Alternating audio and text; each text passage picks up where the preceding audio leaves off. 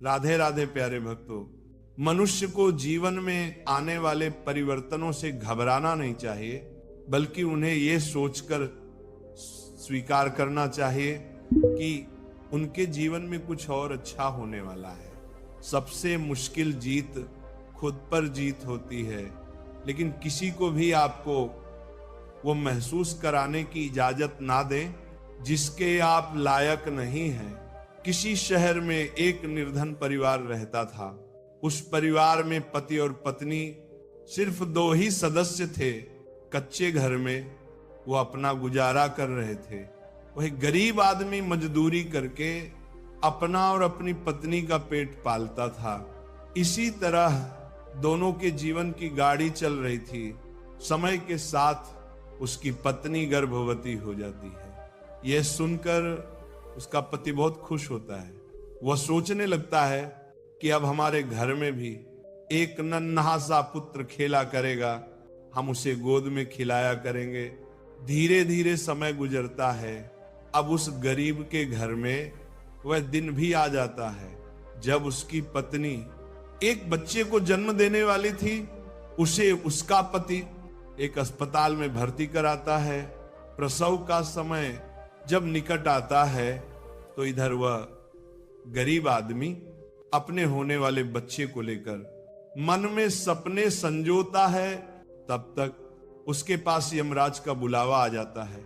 उसकी एक दुर्घटना में मृत्यु हो जाती है। शहर के कुछ लोग इधर उस आदमी का अंतिम संस्कार करते हैं, तो दूसरी तरफ उसकी स्त्री अस्पताल में अपने बच्चे को जन्म दे रही होती है। जब उस बेचारी को यह खबर मिलती है कि उसके पति की मृत्यु हो गई है, तो उसका कलेजा फट जाता है। उस बेचारी का दुनिया में सिर्फ उसका पति ही तो था, अब वह भी उसे छोड़कर चला गया था। अब तो वह सिसक सिसक कर रो पड़ती है कि हे भगवान, ये तूने मेरे ऊपर दुखों का कैसा पहाड़ गिरा दिया। मेरा जो सहारा था उसे ही मुझसे छीन लिया। कम से कम इस बच्चे का तो ख्याल किया होता, जिसका अभी जन्म भी नहीं हुआ है। पैदा होने से पहले ही तुमने उसके सिर से पिता का साया हटा दिया। अब कौन इस बच्चे का पालन पोषण करेगा? वह दुखियारी अस्पताल में ही अपने पति को याद करके बुरी तरह से रो रही थी। उसे समझ में नहीं आ रहा था कि संतान के आने की खुशी मनाऊं या पति के जाने का दुख। शहर के कुछ लोगों ने उसे समझाया, बहन, जन्म और मृत्यु सब विधाता के हाथ में होता है, इसमें मनुष्य का कोई जोर नहीं चलता। यह भी कहा जाता है कि परमात्मा जो करता है अच्छा ही करता है। इसलिए जो चला गया उसका शोक छोड़िए और ये जो आया है उसके बारे में सोचिए। कई तरीकों से लोग उस गरीब महिला को समझाते हैं। कुछ ही देर में उसने एक सुंदर से पुत्र को जन्म दिया। बेटे को देखकर उसका कुछ दुख हल्का होता है। वह सोचती है कि अब मैं इस पुत्र को पाल पोस कर बड़ा करूंगी, यही मेरा सहारा बनेगा। अब वह अपने बच्चे को लेकर अपने घर आ जाती है। नगर के कुछ लोगों ने उस महिला की कुछ दिन तक मदद करी, लेकिन कौन हमेशा मदद करता है? जब कुछ दिन बीते तो मददगार भी पीछे हट गए। अब वह अपने बच्चे को लेकर बिल्कुल अकेली पड़ गई। वो समझ गई थी कि दूसरों की मदद से कितने दिन तक जीवन जिया जा सकता है।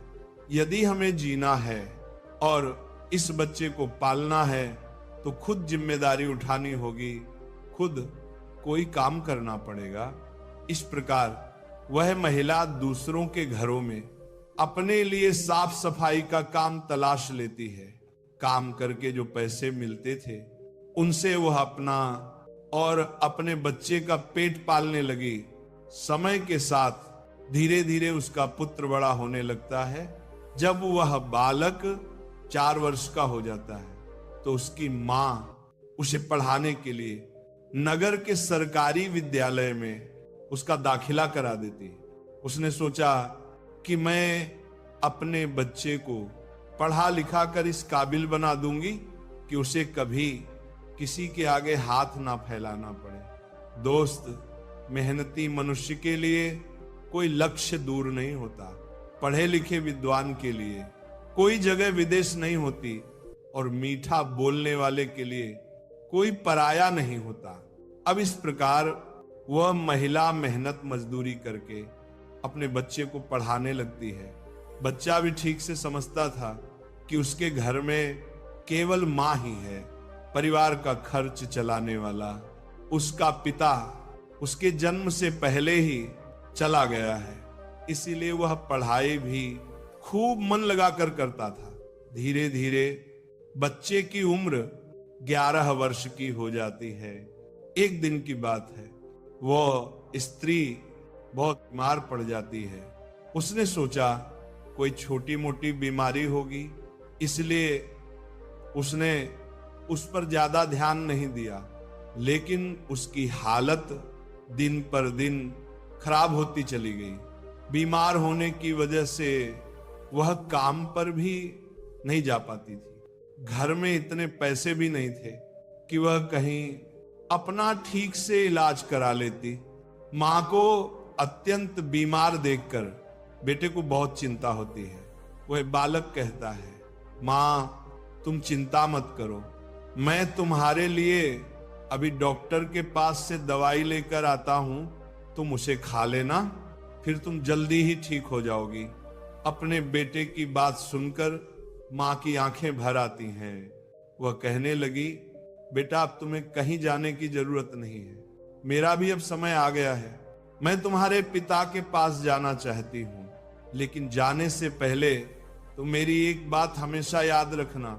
जब तेरा जन्म नहीं हुआ था तब तेरे पिता ने और मैंने एक सपना देखा था कि हम अपने बच्चे को पढ़ा लिखा कर इतना काबिल बना देंगे कि उसे हमारी तरह गरीबी भरी जिंदगी ना जीनी पड़े। लेकिन बेटा, मैं उस सपने को पूरा नहीं कर पाई। बेटा, मैं यदि चली भी जाऊं तो तुम अपने पिता के सपने को जरूर साकार करना। तुम ऐसा कोई काम मत करना जिससे तुम्हारे पिता का नाम खराब हो। तुम इस प्रकार से अपना जीवन जीना कि तुम्हारा नाम दूर दूर तक लोग जान जाएं। बेटा, कभी पैसे के पीछे मत भागना। पैसे के लिए तो लोग इतने नीचे गिर जाते हैं कि अपने माता पिता की इज्जत का भी ख्याल नहीं करते। तुम हमेशा अपना नाम कमाना बेटा, हमेशा स्वाभिमानी बनकर जीना। कभी किसी के आगे अपने हाथ मत फैलाना, किसी से याचना मत करना। याचना ना करना ही श्रेष्ठता का मूल है, पराधीनता ही नरक है। मनुष्य को सदा ही विद्या, धन, बल, कीर्ति और पुण्य कमाना चाहिए। लड़के ने कहा, माँ तुम घबराओ नहीं, मैं तुम्हारे लिए अभी दवाई लेकर आता हूं। और इतना कहकर लड़का माँ से रुपए लेकर दवा लेने चला जाता है। बेटे के जाते ही इधर उस गरीब स्त्री के प्राण निकल जाते हैं। दोस्त, जब नगर वालों को पता चलता है तो सब लोग इकट्ठे होकर उस स्त्री का उसके बेटे के हाथों अंतिम संस्कार कराते हैं। अब तो वह बालक बिल्कुल अकेला हो गया था। किस्मत भी क्या खेल दिखाती है, जब जरूरत होती है अपनों की तब अकेलेपन की रात में जगाती है। बिना माता पिता के बेटे की उम्र भी ज्यादा नहीं थी। आखिर जाए तो कहां जाए, करे तो क्या करे। दूर के जो रिश्तेदार थे उन्होंने भी उस बालक पर ध्यान नहीं दिया। आखिर वह गरीब जो था, लेकिन वो बच्चा अकेले ही अपने जीवन की राह पर चल देता है। उसने कभी हार नहीं मानी। जो पैसे मां छोड़ गई थी, कुछ दिन तक उन पैसों से अपना गुजारा चलाता रहा। कुछ दिन के बाद वो पैसे खत्म हो जाते हैं। घर में भी कुछ नहीं था। अब तो एक ही चारा था कि कुछ काम धंधा किया जाए, तभी भोजन की व्यवस्था होगी, तभी स्कूल की फीस भरी जाएगी। लड़के को अपनी माँ की बात अच्छी तरह याद थी। उसकी मां ने कहा था कि बेटा, कितना भी बुरा वक्त आ जाए पर किसी के आगे हाथ मत फैलाना, मेहनत करके ही अपना जीवन यापन करना। लड़के को अपनी मां की ये बात अच्छी तरह याद थी, इसलिए वह कभी किसी के आगे भीख नहीं मांगता था। विद्यालय से आने के बाद वह किसी के खेतों में काम करने चला जाता, कभी किसी की चाय की दुकान पर काम कर लेता और वहां से कुछ पैसे मिलते तो अपने विद्यालय की फीस भर देता था और अपने खाने पीने की सामग्री खरीद लाता था। इस प्रकार छोटी सी आयु में वह बच्चा पढ़ाई भी करता था और मजदूरी भी करता था। धीरे धीरे कुछ साल ऐसे ही निकल जाते हैं। बच्चा अब अपने नगर से निकलकर कस्बे में पढ़ने लगता है। तब उसकी कॉपी किताबों का, विद्यालय की फीस का खर्चा बढ़ जाता है, लेकिन उस बालक ने हिम्मत नहीं हारी। रोजाना विद्यालय जाता था। वह जो भी कमाता था उसकी सारी कमाई पढ़ने लिखने में ही लग जाती थी और जो कुछ थोड़ा बहुत बचता था उससे अपना पेट भर लेता था।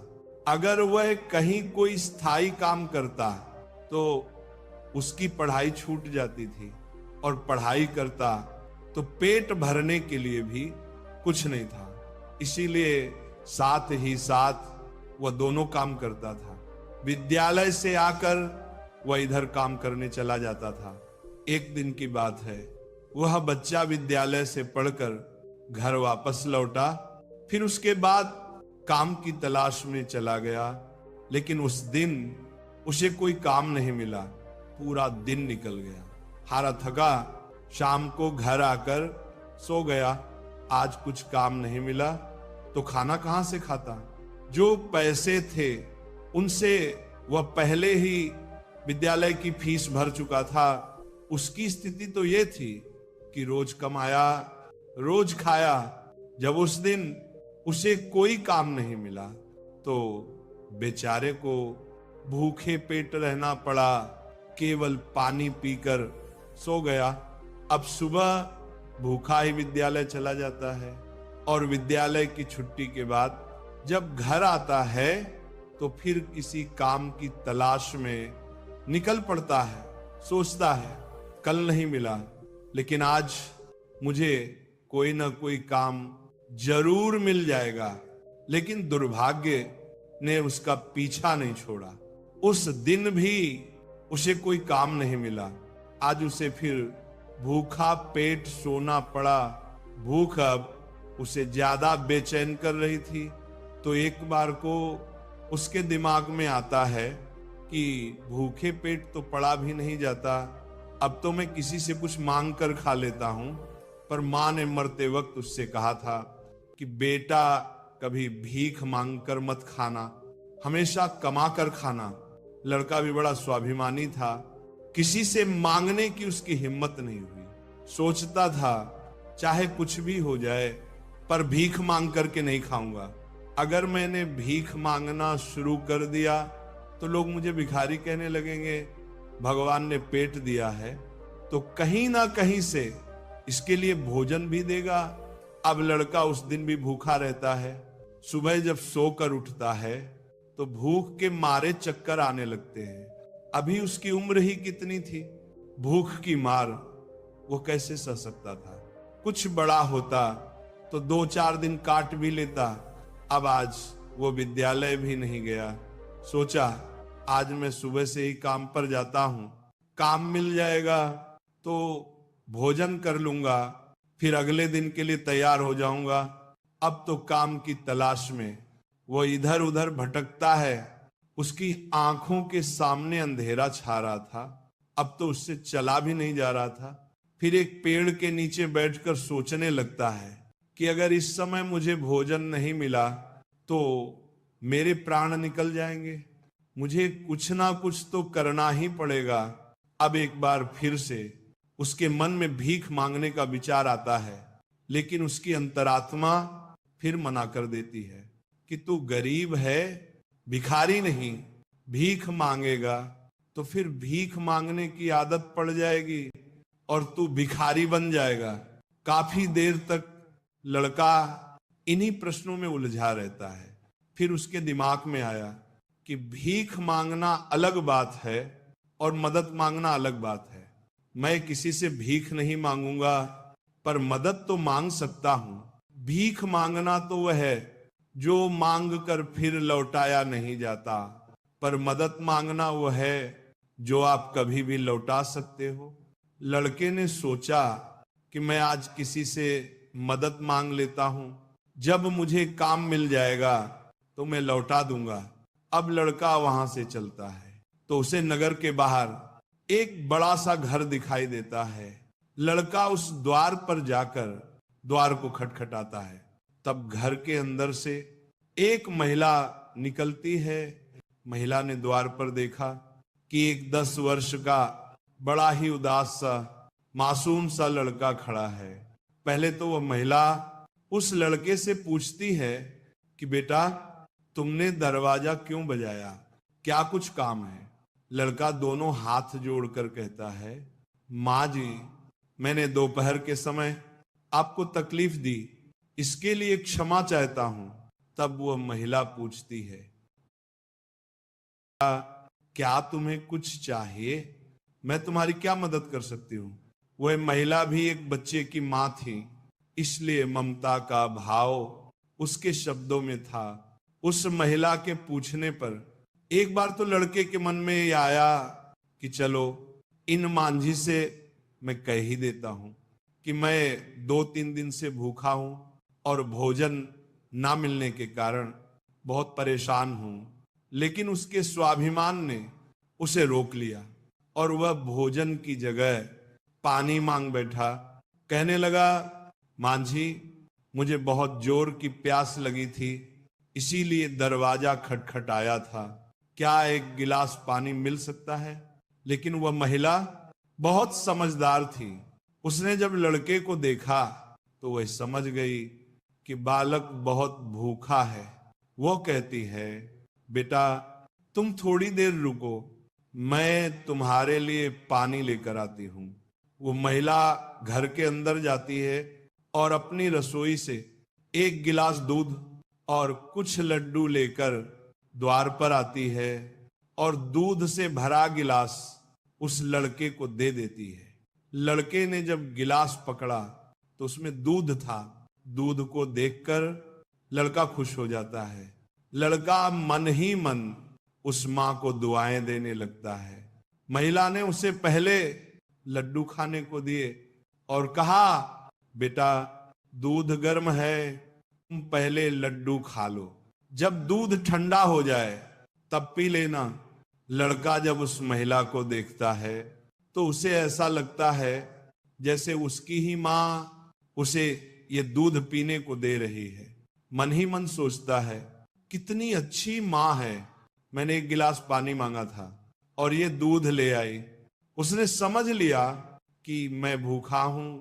लड़का आराम से बैठकर लड्डू खाता है और दूध पीता है।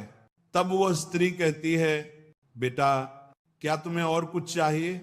लड़का सोचने लगता है कि इस दूध के बदले में मैं इस माता को क्या दे सकता हूं, मेरे पास तो कुछ भी नहीं है। दूध पीने के बाद लड़का कहता है, मां जी, मैंने आपसे पानी मांगा और आपने मुझे दूध पिलाया, इसके बदले में मैं आपको क्या दे सकता हूं? महिला ने कहा, बेटे, मैंने तुम्हें दूध इसलिए नहीं पिलाया है कि तुमसे बदले में कुछ ले सकूं। महिला कहने लगी, बेटा, तुम्हारा चेहरा देखकर लग रहा था कि तुम बहुत भूखे हो, तो मैंने सोचा कि पानी की जगह दूध ही पिला देती हूं, इसलिए मैं तुम्हारे लिए दूध ले आई। लड़के ने फिर कहा, नहीं मांझिए, आप इसके बदले में मुझसे जरूर कुछ मांगिए, मैं आपको अपनी हैसियत के हिसाब से कुछ जरूर दूंगा। लड़के की बात सुनकर महिला सोचती है, ये लड़का बड़ा स्वाभिमानी है। वह लड़का बार बार उससे मांगने की बात करता है तो वो महिला उसका मन रखने के लिए कह देती है कि बेटा, मैंने यह दूध पिलाकर तुम पर कोई एहसान नहीं किया है, फिर भी यदि तुम मुझे कुछ देना चाहते हो तो तुम मुझे एक वचन दो कि जिस प्रकार आज मैंने तुम्हारी मदद की है, इसी प्रकार तुम भी जब कभी मदद करने लायक हो जाओ तो किसी जरूरतमंद की मदद कर देना। जिस दिन तुम किसी की मदद कर दोगे उसी दिन तुम मेरे इस एहसान से मुक्त हो जाओगे। दोस्तों, उस महिला ने ये बात इसलिए कही थी ताकि वह लड़का अपने आप को मजबूर ना समझे और खुशी खुशी अपने घर को जा सके। वह लड़का उस बात को अपने दिमाग में बैठा लेता है, वह उस महिला के पैर छूकर काम की तलाश में आगे को चला जाता है। और इस प्रकार धीरे धीरे कई दिन बीत जाते हैं। जिस विद्यालय में वो पढ़ता था उसी विद्यालय में उस स्त्री का बेटा भी पढ़ता था जिसने उसे दूध पिलाया था। एक दिन वह महिला अपने बच्चे को विद्यालय छोड़ने जाती है तो उसने देखा कि विद्यालय में वह लड़का भी पढ़ रहा था। वह स्त्री उस लड़के को पहचान लेती है। उसने विद्यालय के मास्टर जी से जाकर पूछा कि वह बालक कौन है। तो मास्टर जी ने उसे बताया कि उस बालक का नाम संकेत है और वह बिना माता पिता का बेटा है। छोटी सी आयु में ही उसके दोनों माता पिता गुजर गए थे। ये जानकर उस महिला को बड़ा दुख होता है। वह सोचती है जब इसके माँ बाप नहीं है तो फिर इसकी पढ़ाई का खर्च कौन उठाता है। तब विद्यालय के बड़े मास्टर बताते हैं, बहन जी, संकेत बहुत ही अच्छा बच्चा है, वो अपनी पढ़ाई का खर्च स्वयं उठाता है और पढ़ने में भी बड़ा तेज है। वह मेहनत मजदूरी करता है और तब जाकर विद्यालय की फीस भरता है। जब कभी वो विद्यालय नहीं आता और अपनी फीस भी समय पर नहीं दे पाता तो हम लोग उस पर ज्यादा दबाव नहीं बनाते।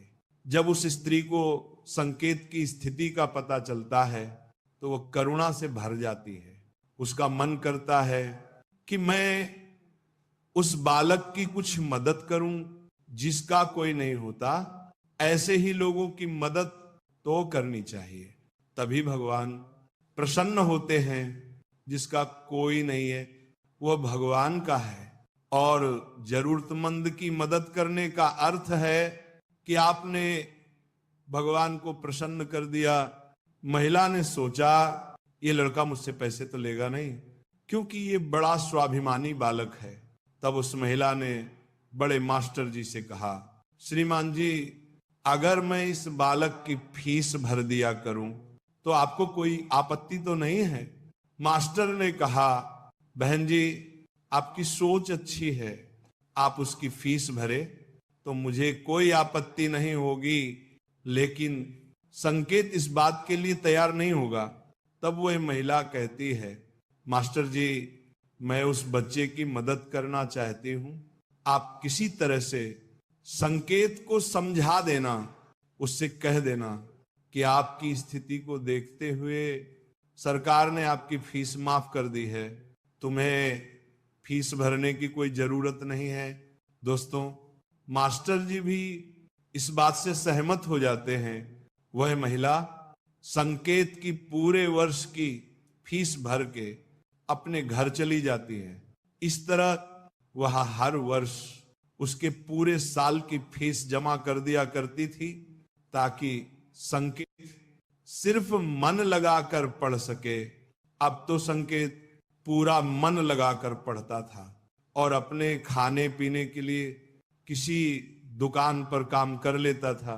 दोस्तों, डूबते को तिनके का सहारा ही बहुत होता है। उस महिला के थोड़े से प्रयास से संकेत की अच्छी खासी मदद हो गई। वह अब खूब मन लगाकर पढ़ता था। इसी तरह कुछ वर्ष और बीत गए।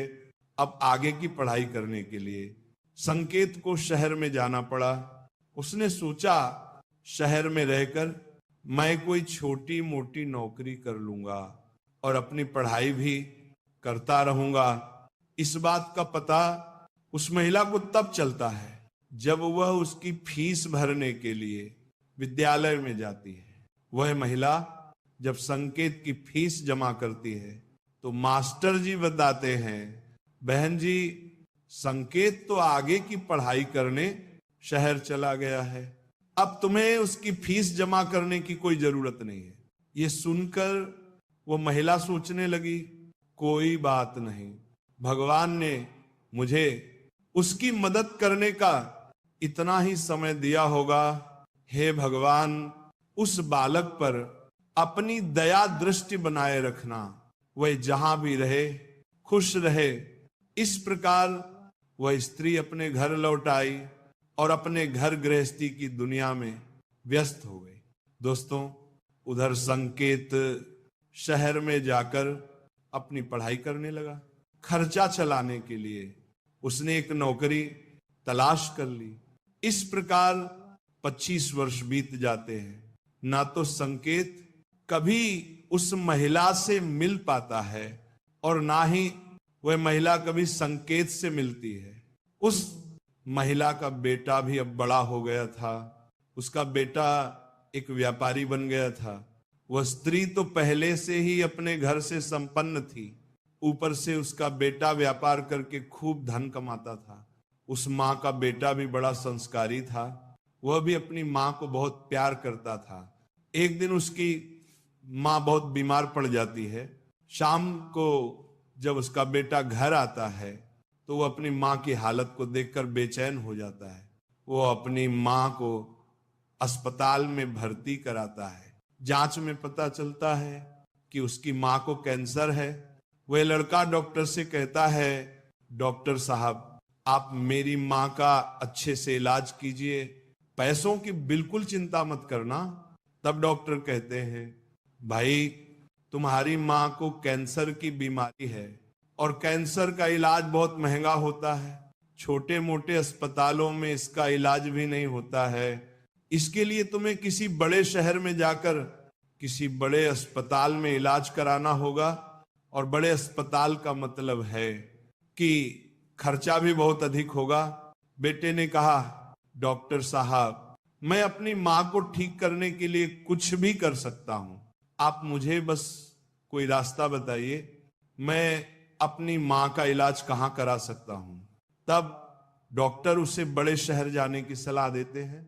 डॉक्टर बोले, बड़े शहर में कैंसर का हॉस्पिटल है, यदि वहां का इलाज तुमने पूरा करा लिया तो तुम्हारी माँ इस रोग से बच सकती है, नहीं तो तुम्हारी माँ के प्राण संकट में पड़ सकते हैं। ये सुनकर लड़का घबरा जाता है। वह डॉक्टर साहब से बड़े शहर वाले डॉक्टर साहब का नंबर और पता लेकर अपनी माँ को बड़े शहर ले जाता है। उसकी माँ तो उसे बहुत मना करती रही कि बेटा तुम मुझे कहाँ ले जाओगे, इतना पैसा कहाँ है हमारे पास, बड़े शहर में अच्छा इलाज कराने के लिए हमारे पास पर्याप्त पैसा नहीं है, यहीं से डॉक्टर साहब से दवा ले लेते हैं, धीरे धीरे मैं सही हो जाऊंगी, तुम परेशान मत हो।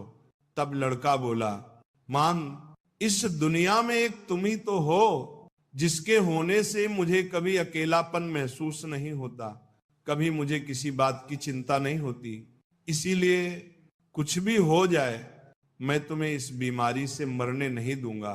धन का क्या है, खत्म हो गया तो फिर कमा लेंगे, लेकिन मां तो फिर नहीं मिल सकती। इस प्रकार लड़का अपनी मां को बड़े शहर लेकर जाता है। जिस डॉक्टर से उसकी मां का इलाज होना था, वो डॉक्टर साहब उस समय अस्पताल में नहीं थे, किसी मरीज को देखने के लिए वे विदेश गए थे। अस्पताल के कर्मचारी ने बताया कि डॉक्टर साहब कल आएंगे, तब तक आप अपनी मां को अस्पताल में भर्ती करा दीजिए। लड़के ने बिना देर किए अपनी मां को भर्ती करा दिया और डॉक्टर साहब के आने का इंतजार करने लगा। अगले दिन जब डॉक्टर साहब आते हैं तो वह लड़का अपनी मां की हालत डॉक्टर साहब को बताता है। डॉक्टर साहब ने भरोसा दिया कि जांच के आधार पर मैं कह सकता हूं कि तुम्हारी मां ठीक हो जाएगी, मगर इनका इलाज काफी लंबा चलेगा। लड़के ने कहा, डॉक्टर साहब कुछ भी हो जाए, मैं अपनी मां को ठीक कराकर ही घर ले जाना चाहता हूं, चाहे इसके लिए मुझे अपना सब कुछ बेचना पड़े, कितने ही दिन मुझे यहां रुकना पड़े। इस प्रकार वहां के डॉक्टर ने उस मां का इलाज शुरू कर दिया। अगर छोटे शहर की बात होती तो खर्चा कुछ कम